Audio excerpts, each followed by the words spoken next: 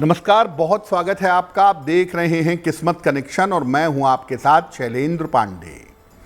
आज हम बताएंगे कि चंद्रमा से 3 ऐसे योग बनते हैं जो आपके जीवन में आपको बड़ी सफलता दे सकते हैं।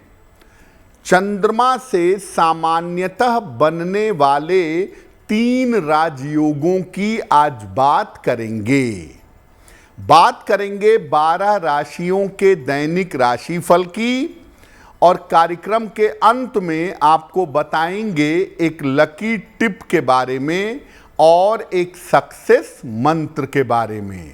देखिए, वैसे तो चंद्रमा से बहुत सारे राजयोग बनते हैं, लेकिन चंद्रमा के 3 राजयोग आसानी से बनते हैं और बहुत ज़्यादा प्रभावशाली होते हैं।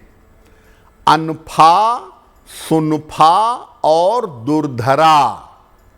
तो सबसे पहले जानते हैं अनफा योग के बारे में।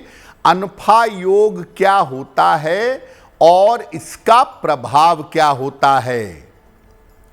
जब चंद्रमा से पिछले भाव में कोई ग्रह बैठा हो, जिस खाने में चंद्रमा है उसके पहले वाले खाने में कोई ग्रह हो तो अनफा योग बनता है।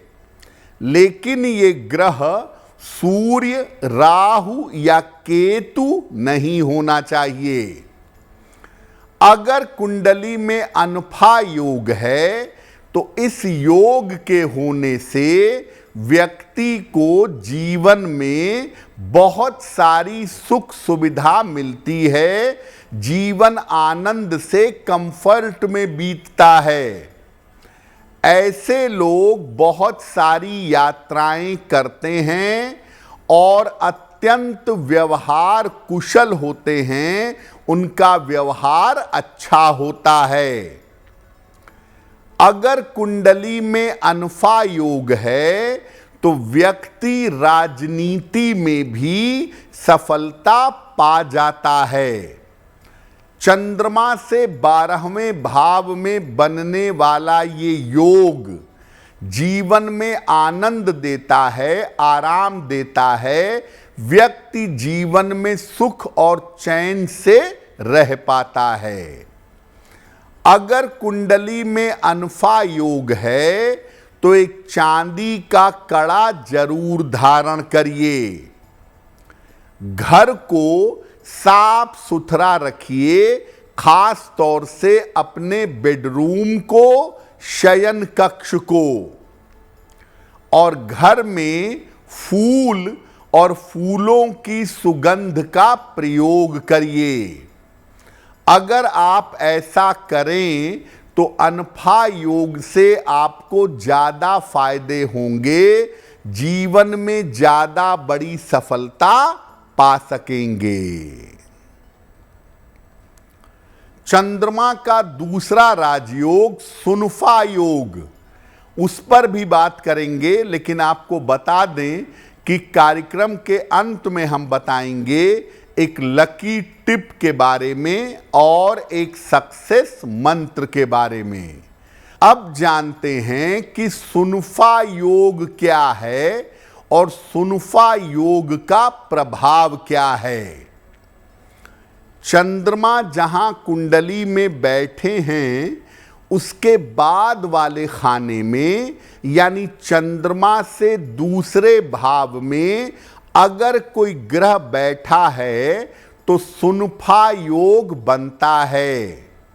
लेकिन ये ग्रह सूर्य, राहु या केतु नहीं होना चाहिए। अगर कुंडली में सुनफा योग है तो व्यक्ति को शिक्षा में बहुत सफलता मिलती है। ऐसे लोग बड़े धनवान होते हैं और वाणी से जीवन में सफलता प्राप्त करते हैं। जिनकी कुंडली में सुनफा योग होता है, ऐसे व्यक्ति को प्रशासन के क्षेत्र में बहुत सफलता मिलती है। अगर कुंडली में सुनफा योग है तो इस योग के होने पर नशा करने से, झूठ बोलने से और कर्ज लेने से बचना चाहिए। कुंडली में अगर सुनफा योग होगा तो निश्चित रूप से आप धनवान होंगे, आपकी आर्थिक स्थिति बहुत अच्छी होगी। इस योग के होने पर प्रातः काल सौंफ और मिश्री का सेवन करना चाहिए। साथ ही साथ नियमित रूप से भगवत गीता का या रामचरितमानस का पाठ करना चाहिए। सुनफा योग होने पर आप अपनी वाणी को, अपने खान पान को जितना शुद्ध रख सकेंगे उतना ही ज्यादा आपके लिए बेहतर होगा। अब जानते हैं कि दुर्धरा योग क्या होता है और दुर्धरा योग का प्रभाव क्या है। देखिए, चंद्रमा जहां कुंडली में बैठे हैं उनके बाद वाले खाने में यानी दूसरे खाने में और उनके पहले वाले खाने में यानी चंद्र से द्वादश भाव में दूसरे खाने में और 12वें खाने में, दोनों में अगर ग्रह हों तो दुर्धरा योग बनता है। लेकिन इन ग्रहों में सूर्य, राहु या केतु नहीं होने चाहिए।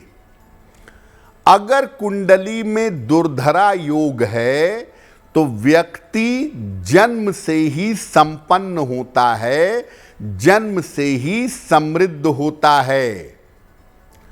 उसे सामान्यतः जीवन में किसी भी प्रकार की समस्याओं का सामना नहीं करना पड़ता।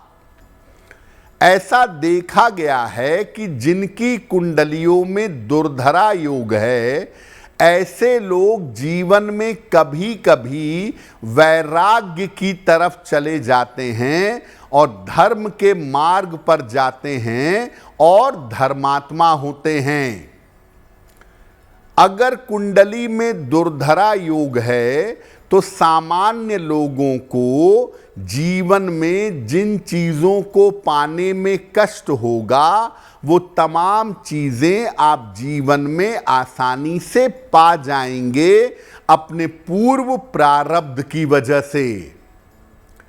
इस योग के होने पर धर्म के मार्ग पर चलना चाहिए और आचरण अपना शुद्ध रखना चाहिए।